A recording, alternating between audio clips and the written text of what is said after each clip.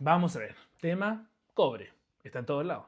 Y si eres chileno, hay una verdad que hay que aceptar. Tu vida, tu bolsillo, tu futuro y también el mío dependen de este metal rojo. Y la verdad es que la gente no sabe muy bien por qué. Yo soy Felipe Pineda y esta es mi primera mini clase para ti. Cada vez que sube el precio del cobre, Chile se relaja. Y cada vez que el cobre baja, se encienden las alarmas, todos se vuelven locos, el dólar se dispara y miramos al Ministerio de Hacienda pidiéndoles que por favor hagan algo. Pero ¿por qué así? ¿Qué tiene el cobre que define tanto nuestro estado y nuestra situación económica? El cobre se extrae en Chile desde los tiempos precolombinos, pero no fue hasta el siglo XX cuando se transformó en el corazón de nuestra economía nacional. Entre los 60 y los 70, el cobre estaba en manos extranjeras, hasta que Salvador Allende lo nacionalizó. Así nació Codelco y desde entonces el Estado de Chile se volvió dueño del yacimiento de cobre más codiciado del planeta, Chuquicamata. Pasamos de ser el país largo y flaco al país del cobre. ¿Pero por qué el cobre es tan importante? El cobre representa más del 50% de nuestras exportaciones y por momentos en nuestra historia ha llegado a aportar el 20% de los ingresos fiscales del país completo. Es como si el Estado tuviera un trabajo part-time que a veces, a ratos, paga mejor que su trabajo principal. Y esa pega es vender cobre. Se dice que el cobre es el sueldo de Chile porque un ministro de Hacienda por allá por el año 90 lo mencionó. El cobre es el sueldo de Chile. Y tiene razón. O tenía. Porque cuando el cobre sube, el Estado recauda más, el dólar baja y somos todos felices. Pero cuando el cobre baja, el dólar sube y es como quedarse sin pega de un día para otro. Pero ¿cuál es esta relación media rara que tiene el cobre con el dólar? Fácil, Chile vende cobre al mundo y ese cobre que vendemos es pagado en dólares. Por lo tanto, si vendemos más cobre, van a ingresar más dólares. Si hay más dólares en Chile, el precio del dólar baja y el peso chileno se fortalece. Todos somos felices. Y eso también significa que todo el resto de las importaciones van a entrar a Chile más baratas, porque el dólar va a estar más bajo. Pero si el cobre cae, van a entrar menos dólares. Como van a haber menos dólares en Chile, el precio del dólar va a subir, van a subir las importaciones y el precio de las cosas en general también aumenta. Y lo que se afecta con estas modificaciones de precio es todo lo que importamos. Y nosotros importamos demasiado. Tecnología, medicamentos, pasajes aéreos, combustibles, celulares, insumos médicos y hasta el pan. Pero ¿por qué el pan se hace con granos que son importados? Una caída abrupta del cobre provoca un aumento del dólar. Una caída del cobre es igual a una inflación disfrazada de dólar alto. En nuestra historia hemos tenido crisis del cobre y problemas con el valor del cobre. Y esto nos ayuda un poco a entender lo que está pasando hoy. La crisis asiática del 97 y el 98. El cobre cayó a 0,6 dólares la libra.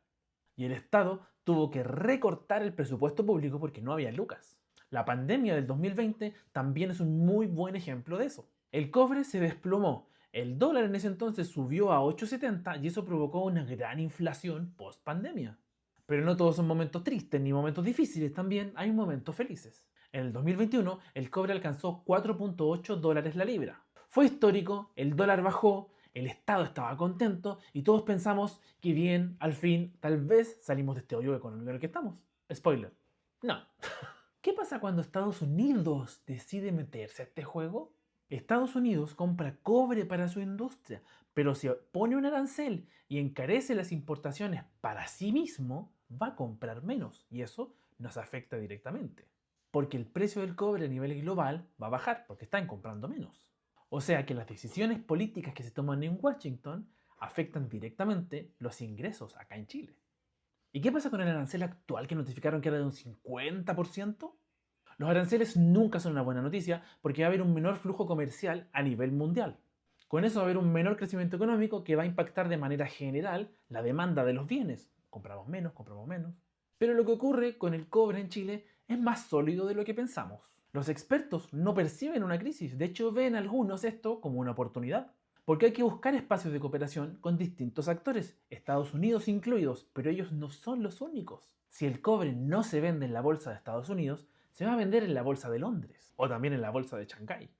Según los propios datos de Estados Unidos, ellos solamente consumen el 7% del cobre a nivel mundial. No es un porcentaje insignificante, pero un aumento del 50% en el valor del cobre en ese país solamente produce efectos en ese país. Y con esto me refiero a la demanda del 7% a nivel mundial del cobre de Estados Unidos. Hay otros actores en el mapa. Según los expertos, estos aranceles podrían provocar efectos a corto plazo dentro de Estados Unidos, pero a largo plazo no hay mucho de qué preocuparse. Las expectativas para el mercado global permanecen estables. La demanda china representa una parte significativa del consumo del cobre a nivel mundial, y esta demanda sigue siendo fuerte. Los analistas no esperan que los aranceles de Trump generen un cambio estructural en los precios del cobre, pero si estas políticas se mantienen a largo plazo, se podría producir un reajuste en la ruta del cobre a nivel mundial. Y con esto me refiero a que las exportaciones se podrían dirigir hacia otros sitios, hacia otros países. China consume alrededor del 50% del cobre a nivel mundial. Construcción, infraestructura, autos eléctricos, chips, etcétera, etcétera, etcétera. Si la economía china crece, quieren más cobre. Si China se frena, ahí sí que nos va a doler. Al día de hoy, en julio del 2025, el cobre está entre 5.5 y 5.6 dólares la libra. Pero hay una guerra en Ucrania, hay tensiones en Medio Oriente, el crecimiento global es relativamente bajo y en cualquier momento todo puede cambiar. No hay certezas, solo dependencias. ¿Y qué pasa si se acaba el cobre? Técnicamente no se va a acabar pronto, pero cada vez es más caro extraerlo. Y lamentablemente en Chile no nos hemos diversificado lo suficiente. Seguimos dependiendo del cobre como si fuese una fuente eterna. Es como vivir un poco de una herencia que cada vez se va achicando, achicando, achicando, achicando. Mientras seguimos gastando. ¿Qué alternativas tenemos? Litio, conflictos, poca claridad estatal, valores que se han reducido considerablemente con el tiempo. Hidrógeno verde, promesas que aún no despegan, proyectos que se encuentran en desarrollo, pero para eso nos falta tiempo todavía. Servicios tecnológicos como la instalación de data centers, pero eso es algo relativamente incipiente que está recién comenzando. Turismo, exportación de alimentos, que es algo a lo que ya nos dedicamos, pero habría que mejorarlo. Lamentablemente, ninguno de estos sectores puede reemplazar nuestros ingresos con el cobre.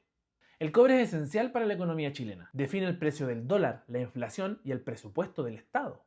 Depender tanto de un producto nos deja frágiles.